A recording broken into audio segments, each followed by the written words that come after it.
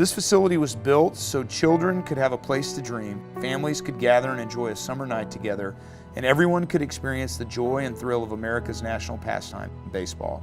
This project was a dream of mine, and it took the dedication and hard work of thousands of people to make it a reality. The ballpark is dedicated to all those wonderful people. People who believed baseball had a place in Round Rock. People who brought their skills and knowledge to the design and vision of the facility, and people who labored long hours to build this field of dreams. I thank each and every one of you for giving baseball fans a place to call home. I wrote that because we built this facility in a year. What was amazing was we broke ground and we opened up in 1 full year. And it literally took a ton of people. When I say we had thousands, we had multiple trades working on top of each other at the very same time. Well, I think it all started when Reed Ryan came up with the idea of buying a ball club from Jackson, Mississippi, and moving it to either Round Rock, Austin, or even Georgetown. So Nolan, Reed, and I spent a few weeks visiting with each of the cities, and it became obvious that Round Rock was the most supportive. I wanted the ball club and the stadium there more than anyone else.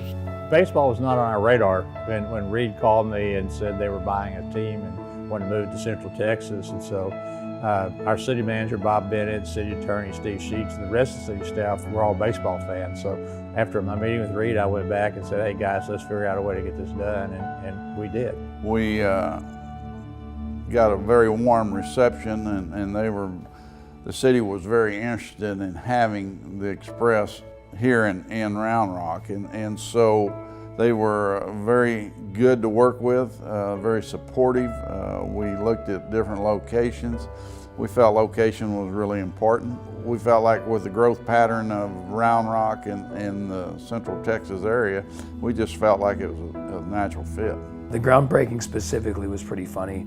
We did a lot of entertaining things, like, from basically carving out a field in the middle of a cornfield, to having Charlie Culpepper, the mayor at that time, trying to hit against Nolan. We lined the field, chalked it, and had a bunch of fans out there, and Charlie hit a weak ground ball, I think the shortstop, if I remember correctly. I recall I hit Nolan, I took it deep in the hole. Other people say that I swung about 6 or 7 times and finally hit a dribbler. So, unless there's video proof, I'm sticking with I took deep in the hole. So. Well, if you throw to somebody long enough, you figure out how to hit their bat. It's just incredible to me to see how different the ballpark looked then compared to now. Obviously, the home run deck wasn't there. It just looked very, very kind of plain. Really spectacular for a minor league ballpark back then. But it was, great fanfare. Michael Dell was out there. Lots of different dignitaries from the city of Round Rock, council members, mayor. Really exciting time. Just really a neat day. I still remember it, like it was yesterday. We came here in opening day and looked out, and of course batting practice. You could start seeing, the fans come in and the fans stands filling up, and it just from there it just all changed. The following that we had.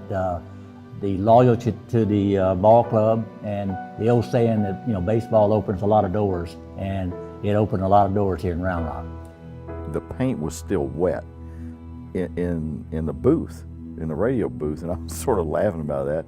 Open up the windows, and this place is jammed, rock and roll jam. That day was spectacular. It was fantastic. I've talked to Nolan 2 or 3 times about it, and he said he knew we had a winner when he came to the ballpark early and saw all the people tailgating out there. Well, I remember driving to the ballpark and coming somewhat early, and I knew that it was going to be a success when I drove up to the stadium and I saw people tailgating out under the oak trees and people playing catch in the parking lot.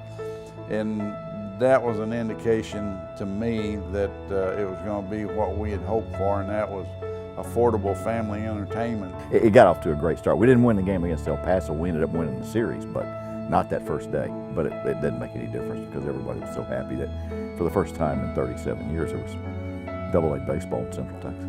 With a great partnership with the city of Round Rock these last 15 years is when I think you've really seen the growth of the stadium become the venue that we always wanted and hoped it would be. I just love seeing the evolution of the ballpark. I mean, like I said, I think it just gets better every single year. Our attitude is that we're constantly trying to improve the stadium, maintain the stadium to a level that we all feel like it's deserving of. 2000, 2001, if you came off of 35 going east, you better have gas in your automobile because there was nothing out here. So when we were designing Dell Diamond, we really felt like we would grow. And I used to always say, hey, in 2020 is when we're going to really be at our maturity. And it's funny to think here we are almost 20 years later. Obviously, we went to AAA. We added the home run porch. The additional suites.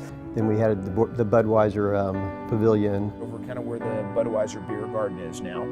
All the different things, the different amenities on the concourse. You know, the transformation of the video board. We added the picnic area. The press box. We were down on the second floor in what's the Intel Club now. Replacing the sound system, replacing the seats this year. These LED lights last year. You know, for us behind the scenes, we know that there's big things happening every year. Sometimes for the fans, it's hard to see that.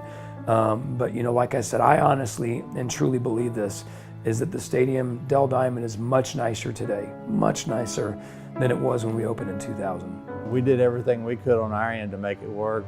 Reed and Nolan worked awful hard to make it work, and here we have, 20 years later, we've got the best ballpark in minor league baseball. Over the years, we've had a simple philosophy that we want to continue to improve the stadium every single year, make it a new experience for folks, maintain this incredible asset that the city of Round Rock has partnered with us on, and really try to have a big league environment for every person that comes into that ballpark, from high school games all the way up to the Round Rock Express.